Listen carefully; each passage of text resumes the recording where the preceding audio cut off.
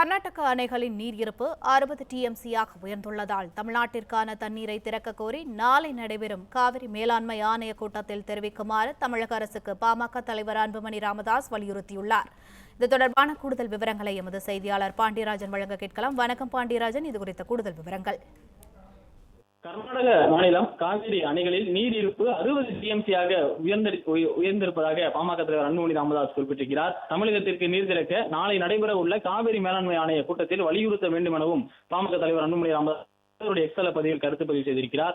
கர்நாடகத்தில் காவிரி மற்றும் அதன் துணை ஆறுகளின் குறுக்கே கட்டப்பட்டுள்ள கிருஷ்ணராஜசாகர் மற்றும் கபினி, ஹாராங்கி, ஹேமாவதி ஆகிய அணைகளின் நீர் இருப்பு இன்று பிற்பகல் நிலவரப்படி 60 டிஎம்சியாக உயர்ந்திருப்பதாகவும் 4 அணைகளுக்கும் சேர்த்து வினாடிக்கு 9,000 கன அடிக்கும் கூடுதல் தண்ணீர் வந்து கொண்டிருக்கிறது எனவும் அன்புமணி ராமதாஸ் குறிப்பிட்டிருக்கிறார்.